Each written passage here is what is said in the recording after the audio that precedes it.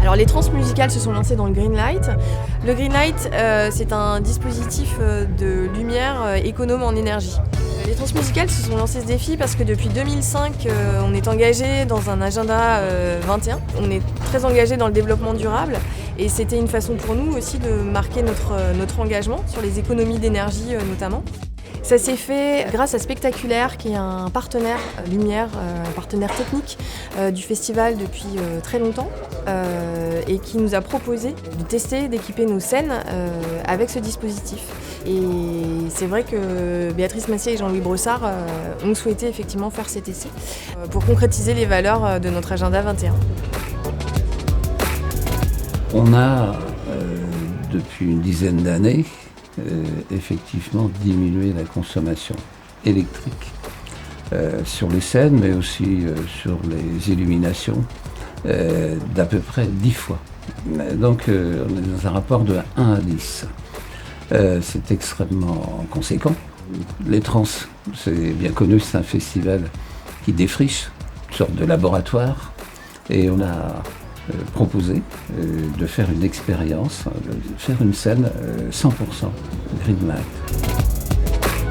Effectivement, on a commencé en 2009 aux Libertés en équipant complètement la scène et on a développé ça ensuite au Parc Expo, qui est notre site principal de concert pendant le festival où on occupe plusieurs halls. Et actuellement, c'est les halls 9 et les halls 3 qui sont équipés en Greenlight. Aujourd'hui, la proportion est d'environ, en termes de sources, sur, par exemple, les halls 9 et 3 des Transmusicales 2016, environ 500 sources lumière.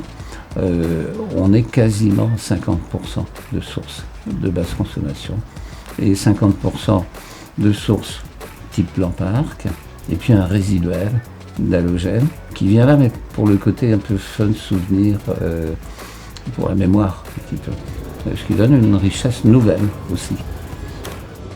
Aujourd'hui, qu'on est quand même dans un partage, dans une industrialisation des sources LED et des équipements qui vont avec la LED, le coût nominal baisse.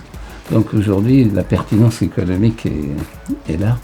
Et surtout la capacité de dynamique que ça nous apporte, tout en ayant progressé réellement en termes de rendu de couleur, de réactivité.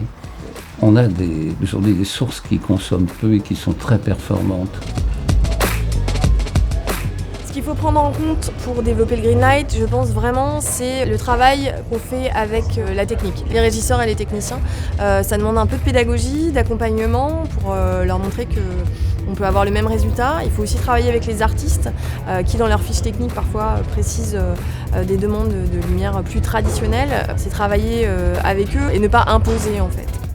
L'idée, c'est même de développer le Greenlight sur les différents halls notamment et de développer le Greenlight sur tous les halls et voir peut-être sur d'autres sites de concerts, ce qui n'est pas le cas pour le moment.